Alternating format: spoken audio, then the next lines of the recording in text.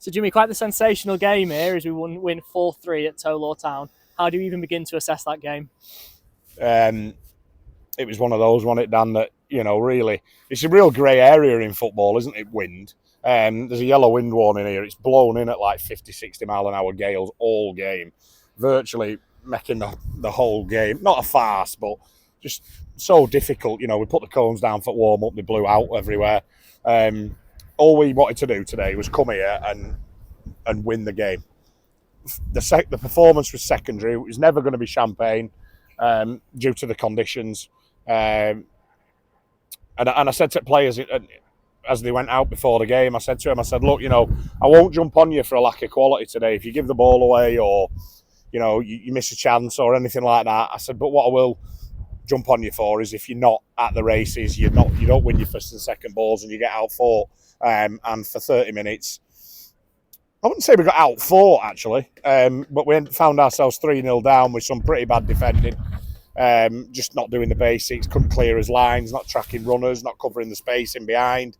And we had a real word about that at half time. I won't say what went on in the dressing room because that's just what goes on in there stays in there. But, it wasn't ideal, even though even at 3-0 down after half an hour, we'd made chances.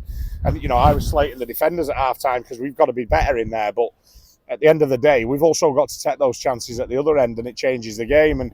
But I think what I will say today about the lads is, and we knew right from day one that this wasn't going to be a champagne performance. And when you can't play well, you've got to make sure that you win.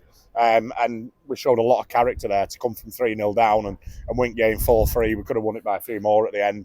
But they kept going as well to end. They were willing runners. It was a tough game. They're fighting for their lives, and I'm just delighted that we've shown a lot of character. We've scored 4 goals again, and we've got 3 points in a really, really tough venue and in the tough conditions. And even at 3-0 down, the feeling amongst the supporters was that we could still go on and win the game. Was that the feeling on the bench? Yeah, I knew a goal would change it, but it was important that we got 1 before half-time. Luckily, we got 2 before half-time. And to be fair, we could have got 3 before half-time. So to go in at 3-2, I think that sort of got them, even though they were winning, it got them on the back foot a little bit. And it just takes a little bit of quality, even though the pitch was fine, but there was the conditions that were tough, wasn't it? But the first goal's a great goal. It's a little ball inside. Finn picks a great pass. Josh Winder runs them behind and finishes it superbly. And it just got us off and running. And we know, like we've always said, we say it week in, week out, we've got goals. We've just got to keep the back door shut. I don't want to win 4-3 every week, but, when you find yourself 3-0 down, you've got to come out fighting. And I'll give them credit for that today. I thought they were fantastic. All the subs came on and affected the game. Did really well. Dud's come on, I think he scored with his first touch. Ryan Winder came on and put about 4 corners right on the money within about 5 minutes of coming on. And we know what he's got. We just mixed it up a little bit today. We thought Jim Craig and Finn Lynch had done really well. They deserved to play, so they've got some good minutes under the belt. Tom Russ has come on, done well. Gav's come on for the last 5 minutes as we've gone back to a 3 at the back. And Ben Carrier come on for half an hour, who's been doing really well in 23s. And I thought he was fantastic. Good legs, tidy footballer. So really pleased to be able to give another youngster a debut in first team. And you have touched on the wind already, but it was a real leveller today. Yeah, I can't remember the last time I played in wind like this. It's very difficult to tell when you're on bus on way over. I'm sure a couple of wind turbines going round at 150 mile an hour, which gave us a little bit of an inkling what it was going to be like. So then we come out and did the warm-up, and I don't think there's anything down in black and white to say anything about wind really, unless it gets like an amber weather warning. So it's a tough one. And then the referee came in and called me out of the dressing room just before the game and said, look, if it gets farcical, then I'm going to call it off. And I don't think it did get farcical. It was tough. It was difficult, and as soon as the ball went above shoulder height, that was it. It was going all over the place. But fair play to both teams. They got on with it. We've got a game of football in, and look, it's really important for us today. There's a lot of teams in that top 8 who were playing each other today, so we knew somebody was going to drop points. It was important that we came here, and however we did it, we had to get 3 points today, and we've done that. So I'm delighted. It sets us up nicely for Boxing Day now at home. And we're talking a week on from the squad's Christmas trip to Dublin. How was that for team bonding? It was better than that today. Take me back to Dublin. No, listen, I think I've said it in my programme notes over at Christmas period, and I've said it before.